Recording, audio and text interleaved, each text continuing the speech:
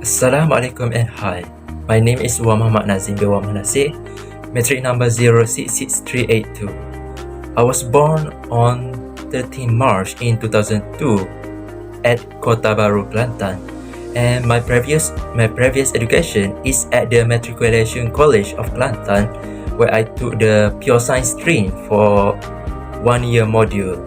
My vision is that I want to strive through challenges in my dream of becoming a legal practitioner with diligence and perseverance.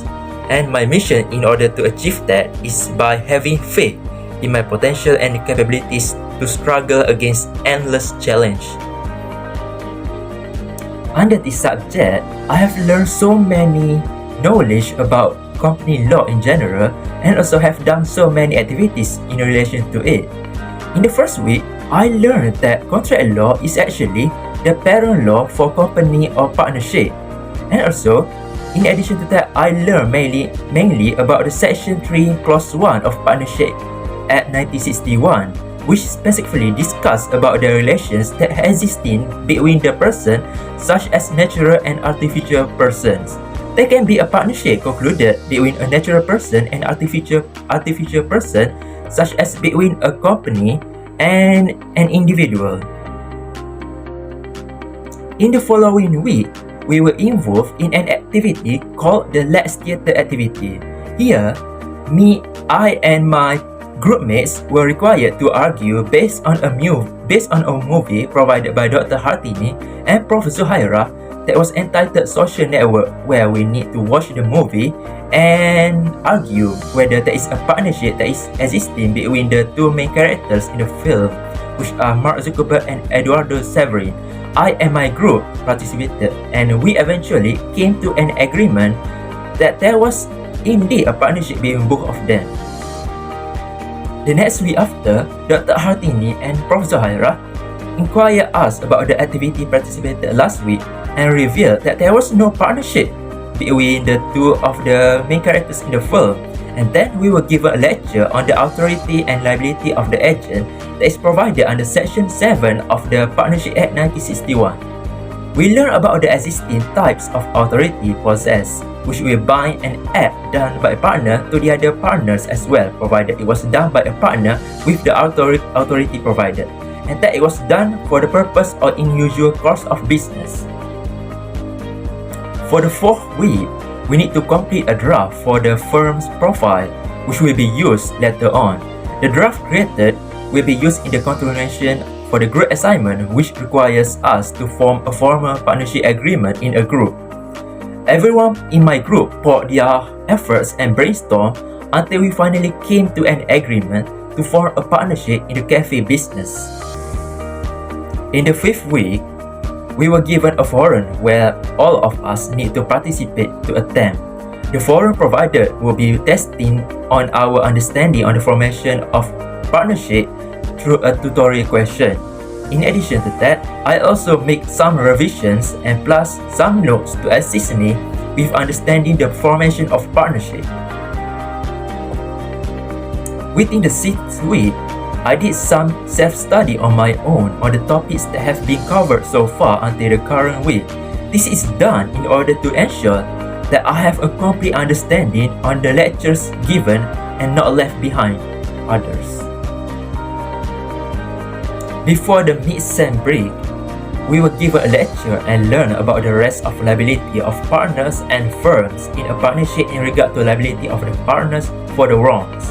Later on, we were given a summary on the use of each provisions, where it was listed that Section 7 up until Section 11 of the Partnership Act 1961 would be used in relation to the contract matters, and Section 12 together with Section 14 will be used for wrongful acts and omission, while Section 13 and together with Section 14 are for liability on misapplication of properties. Lastly, Section 15 in combination with Section 16 and Section 19 Clause 1 and Section 19 Clause 2 and Section 19 Clause 3 will be applied for holding out. In the week after the mid-sem break, we will proceed into a new topic of lecture, which is on the relationship between partners. Under this topic, we focus on the mutual rights and duties of partnership under Section 26 of Partnership Act 1961. Some of the main portions mentioned are the equal share of capital, profits, and loss, where the agreement between the parties will decide the proportion of distribution, lack of which will result in the following the Act. Next, we also learn about the indemnification of partners by the firms in relation to the payments and obligations incurred by him in the ordinary course and purpose of the business of the firm. On the ninth week, we continue along from the topic last week, which is on the duties and obligations of the partners.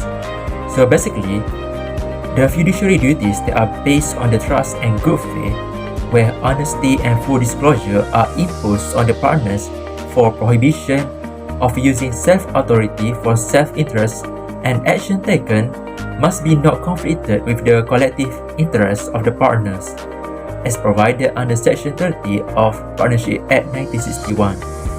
Secondly, disclosure and accountability of private profits to the firm must be made as per Section 31 of Partnership Act 1961. For the last week, which is on the week 10, we continue in detail on the topic of person and touch more on the concept of natural person and artificial person. Also, in this week, I began my preparation on the e-portfolio assignment and started to planning out for the contents that will be included in the pamphlet. As a student taking company law, I was required by the subject to continue with the profile of business firm drafted earlier. Our project group is required to create a partnership agreement formally with each other of the group members. The partnership agreement must be composed of basic contents such as the terms, conditions, which are written in accordance with the Partnership Act 1961. Therefore, essential details such as capital contribution, ratio for profits and loss, terms of partnership, and also the details of the partners must be expressly stated and included in the agreement. Now, it is the time to do some reflections on the subject of company law. As a law degree student, this course is essential to me in that it will fill you in on the fundamental and basic understandings of how partnership works. It is especially crucial for me to excel in this subject so that I could have a comprehensive understanding in order for me to have the capability needed to potentially use the knowledge provided for application in the future. Company law is significant in that it is actually related to other subjects as well. For example, company law is essential as a branch of law which directly complements and supplements law of contract, which can be considered to be the parent law. It is also partly related to the law of commercial. To explain, contract law governs the general principles forming the basis of a contract, while company law is more specific in that it comprehensively covers company legal matters. Not only that, in addition, company law is also significant in relation to my life because it directly allowed me to gain the knowledge which is rare for those who are not involved in the company or partnership sectors, such as a student like me. Secondly, I can also apply the knowledge gained to help those around me by advising them. Next, I can also use the knowledge learned to apply it for myself in the future if I want to set up a partnership such as a legal firm. That will be all from me for this e-portfolio on the subject of company law. Thank you very much for watching.